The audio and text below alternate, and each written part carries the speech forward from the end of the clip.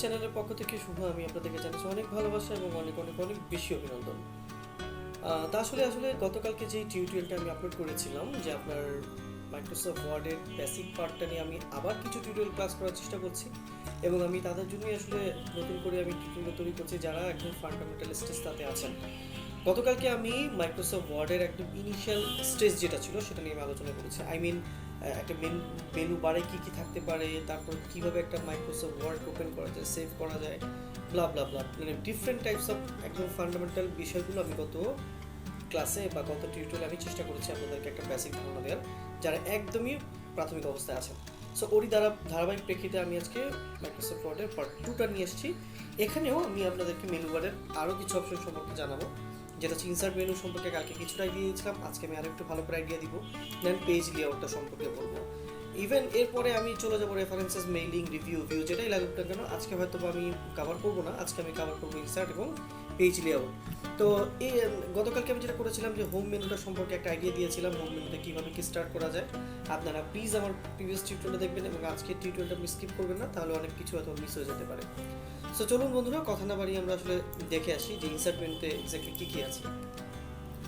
First of all insert মেনুতে যেটা আছে, আপনি ওই যে বললাম যদি আপনি কভার পেজ তৈরি করতে চান, হ্যাঁ, সেই ক্ষেত্রে কভার পেজ তৈরি করতে গেলে আপনাকে এখানে বাই ডিফল্ট অনেক ইনসার্ট কভার পেজ দেওয়া থাকবে। যেহেতু আমি সবচেয়ে ওল্ড ভার্সনটা দিয়ে আপনাদেরকে দেখাই, কারণ ওল্ড ভার্সনটার মধ্যে যেটা হয় কি সবাই লেটেস্ট ভার্সনটা দিয়ে দেখানোর চেষ্টা করে, কিন্তু ওল্ড ভার্সনটার মধ্যে যেটা হয় যে আপনি একদম পুরনো বা নতুন দুটোর সাথে কিন্তু আপনি বুঝতে পারবেন।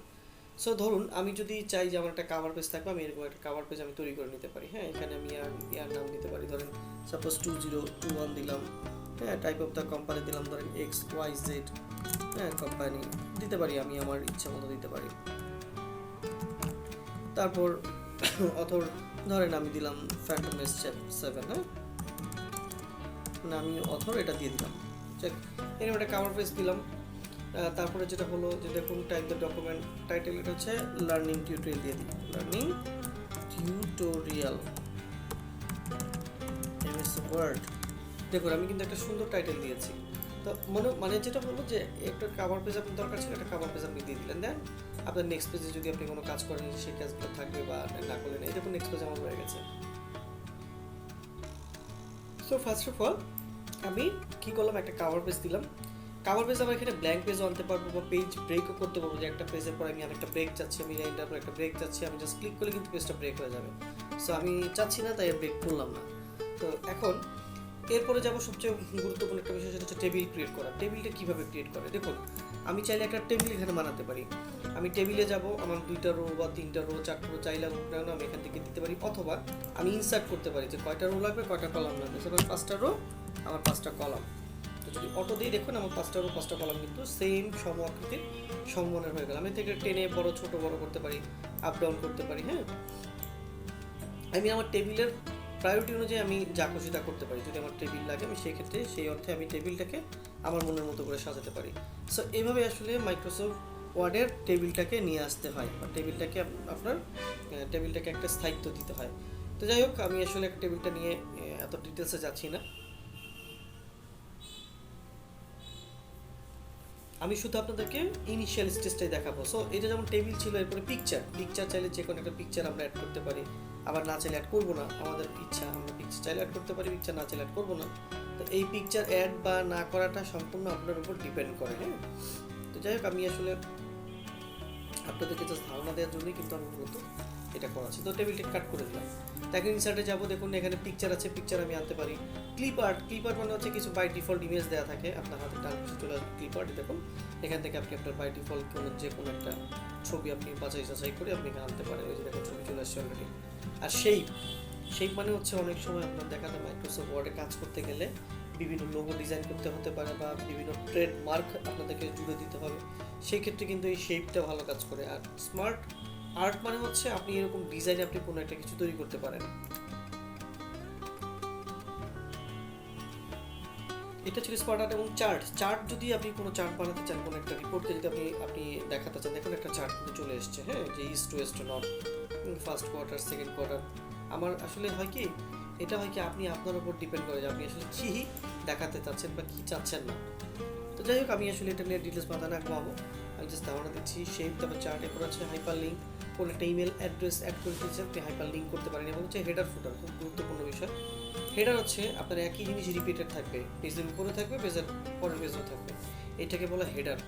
এর পরেরটা হচ্ছে ফুটার। ফুটারও সেম জিনিস, যে আপনি চাইলে আপনি ফুটারও হচ্ছে নিচের দিকে মানে যোগ হবে, এটা ফুটার কিন্তু নিচের দিকে চলে এসছে। আর পেজ নাম্বার তো আপনি বুঝেনি যে পেজ নাম্বার কত নম্বর পেজ আপনি দেখতে চাচ্ছেন, কত নম্বর পেজ থাকবে বা কীভাবে পেজটা থাকবে, সেইভাবে আপনি সেটা অবজারভেশন করতে পারবেন। সো বেসিক্যালি ইনসার্ট মেনুতে এই কয়েকটা আইটেমই সবচেয়ে বেশি দরকার হয়। এবং ওয়ার্ড আর্ট নামে আরেকটা অপশন আছে, এটা আপনার 2007-এ আছে, 10-এ আছে, 16-এ আছে বলে কিনা আমার জানা নাই। থাকলে আপনি এখানে ওয়ার্ড আর্টও করতে পারবেন একটু আধুনিক সৌন্দর্যের জন্য। সিগনেচার লাইন নামে একটা অপশন আছে। সিগনেচার লাইন মানে হচ্ছে আপনি আপনার চাইলে আপনার সিগনেচার এখান থেকে জুড়ে দিতে পারবেন সব জায়গায়। তো এটা আসলে ইনসার্ট মেনুর একদম ফ্রন্ট লেভেলের কাজ। এরপরে চলে যাবো পেজ লেআউটে। এটা খুব সহজ একটা কাজ, আবার খুব সহজও বলা যাবে না। অনেক সময় দেখা যায় পেজ আপনার আগোছালো হয়, বাঁকা হয়, বা দেখা যায় পেজ সোজা হয়ে গেল, বা মানে বাতাস উড়ে গেল, ফ্যানের বাতাস উড়ে গেল, বা বিভিন্ন ধরনের ঝামেলা করতে পারেন। সেক্ষেত্রে আপনারা মানে চেষ্টা করবেন যে আপনাদের কম্পিউটার বা ল্যাপটপে একটা ফাইল কিন্তু প্রিজার্ভ রাখার জন্য, হ্যাঁ। কারণ অনেক সময় কিন্তু দেখা যায় যে এটাই সবচেয়ে বেশি প্রয়োজন হয়। সরি, একটু সময় নিয়ে ফেললাম। তো পেজ লেআউটার আমি দেখাচ্ছি আপনাকে। ইনসার্ট তো আপনারা দেখলেন। তারপরে এর মধ্যে আরেকটা বিষয় বলবে না, সিম্বলটাকে আপনারা কিন্তু ইউজ করতে পারেন। সিম্বল হচ্ছে অনেক সময় ডিগ্রির সাইন প্রয়োজন হয়, কপিরাইটের সাইন প্রয়োজন হয়, রাইট বা বিভিন্ন ধরনের ফাংশনাল অপশনগুলো আছে এগুলো প্রয়োজন হয়। আপনারা চাইলে এখান থেকে যে কোনো আপনাদের যেটা মানে কাঙ্ক্ষিত সেটা আপনারা এখানে ইউজ করতে পারেন, হ্যাঁ। তো এটা হচ্ছে আপনার ইনসার্ট অপশনটার একটা কাজ। দেন আমি চলে যাব পেজ লেআউটে। পেজ লেআউটে হচ্ছে ওই যে বললাম যে পেজটাকে আপনি মার্জিন করবেন না নন মার্জিন রাখবেন, তারপর আপনি কি ল্যান্ডস্কেপে প্রিন্ট করবেন না পোর্ট্রেটে প্রিন্ট করবেন সেটা আপনি সিলেক্ট করে দেবেন। মানে লম্বালম্বি প্রিন্ট করলে হচ্ছে আপনার পোর্ট্রেট, আর একটু বাঁকাবাকিগুলো হচ্ছে ল্যান্ডস্কেপ। দেখুন ছবিটা বুঝিয়ে দেওয়া হয়েছে। সো পেজ লেআউটের মধ্যে এইটুকুই আপাতত আপনারা জানুন, এবং পরবর্তীতে আমি ডিপলি আলোচনা করবো। বাট আরেকটা কথা বলে দিচ্ছি, এখানে ওয়াটার মার্ক অ্যাড করা যায়। অনেক সময় দেখা যায় কনফিডেন্সিয়াল এরকম একটা ওয়াটার মার্ক আমি কিন্তু দিয়ে দিতে পারি, দেখুন দিয়ে দিয়েছি। দেন পেজ কালার, আপনি পেজটাকে যদি অন্য কোনো কালার করতে চান সেটাও করতে পারবেন। বা পেজ বর্ডার, যদি কোনো বর্ডার দিতে চান আপনি কোনো বর্ডারও দিতে পারবেন। তো এই হচ্ছে মূলত ইনসার্ট এবং পেজ লেআউটের কাজ। এখন যদি কন্ট্রোল পি দিয়ে আমি প্রিন্টে চাই, এখানে গিয়ে প্রপার্টিসে যাব, প্রপার্টিসে গিয়ে এখান থেকে আমি সিলেক্ট করবো যে আমার প্রিন্টার কোনটা, তারপর হচ্ছে আমি কোনভাবে প্রিন্ট দিতে যাচ্ছি, কয়টা দিতে যাচ্ছি, সব দিয়ে এখানে ওকে করে দিলেই প্রিন্ট হতে থাকবে। কি মজার না বিষয় বন্ধুরা? সো আসলে মাইক্রোসফট ওয়ার্ডের কিন্তু এই ছোট ছোট কাজগুলোই আপনাকে কিন্তু একটা সময় অনেক বেশি এক্সপার্ট করে ফেলবে। সো মাইক্রোসফট ওয়ার্ডের কাজ করতে ভুলবেন না। আপনার মাঠে ঘাটে যেখানে থাকুন না কেন, আপনাদের চেষ্টা করবেন ওয়ার্ডটাকে, এক্সেলটাকে আপনাদের নিজেদের আয়ত্ত করে নেওয়ার। তো ভিউয়ার্স, আজকে এই পর্যন্তই। ইনশাল্লাহ আবার অন্য কোনো সময় আমি অবশ্যই আপনার মাইক্রোসফট ওয়ার্ডের আমি পার্ট 3-4 নিয়ে আসবো, যেখানে আমি মাইক্রোসফট ওয়ার্ডের আরও কিছু প্রবলেমগুলো আছে যেগুলো আপনারা চাইলে জেনারেট করতে পারেন, সেগুলো নিয়ে আমি কথা বলবো। তো সেই পর্যন্ত ভালো থাকুন। আসসালামু আলাইকুম।